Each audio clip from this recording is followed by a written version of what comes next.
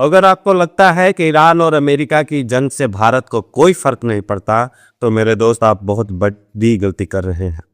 क्योंकि कतर ने चेतावनी दी है कि कच्चे तेल की कीमत लगभग $150 प्रति बैरल तक जा सकती, यानी आज के मुकाबले में लगभग दोगुनी।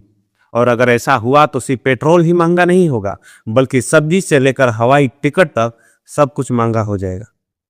हम अक्सर सोचते हैं कि मिडिल ईस्ट में युद्ध हो रहा है तो हमें क्या, लेकिन सच्चाई यह है कि आज की दुनिया इतनी इतनी जुड़ी हुई है कि कहीं भी युद्ध हो उसका असर हर देश पर पड़ता है, और भारत भी इससे बच नहीं सकता। इस वीडियो में हम बात करेंगे 4 बड़े असर की जो इस जंग से भारत पर पड़ सकते हैं, और सिर्फ समस्या नहीं समाधान भी समझेंगे। तो अगर आप भी चाहते हो कि सिर्फ खबरें नहीं समाधान की बात हो, तो कमेंट में लिखिए वी नीड सॉल्यूशन। पहला असर, तेल की मारामारी। भारत अपनी जरूरत का 80 से 90% तेल आयात करता है।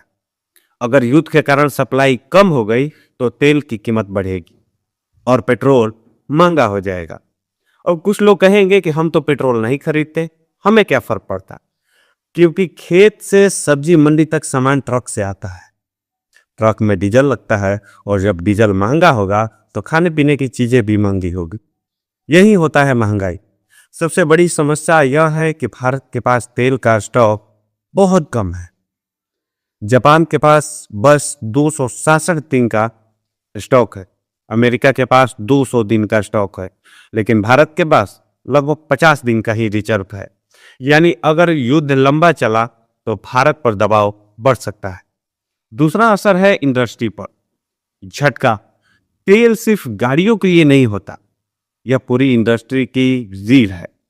तेल महंगा होगा तो असर पड़ेगा transport sector, airline industry, plastic industry, कपड़ा उद्योग, ऑटोमोबाइल, कंस्ट्रक्शन, यहां तक कि टायर, पेट, प्लास्टिक, पाइप, सबकी कीमत बढ़ सकती है।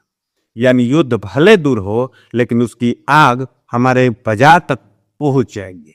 तीसरा असर, व्यापार पर खतरा। दुनिया का सबसे महत्वपूर्ण समुद्री रास्ता स्ट्रेट ऑफ हॉर्मुज, यही से दुनिया का बड़ा हिस्सा तेल गुजरता है। अगर यह रास्ता बंद हुआ तो जहाजों को अफ्रीका के रास्ते जाना पड़ेगा, जिससे 15 से 20 दिन ज्यादा लगेंगे। ट्रांसपोर्ट खर्च बढ़ेगा और भारत के निर्यात पर असर पड़ेगा। चौथा असर, गैस संकट।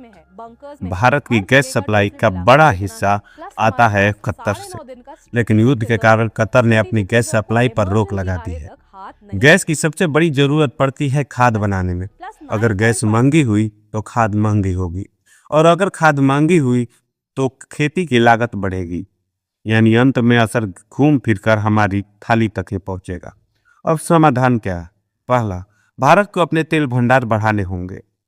दूसरा, हमें पब्लिक ट्रांसपोर्ट को मजबूत करना होगा ताकि ईंधन की खपत कम हो।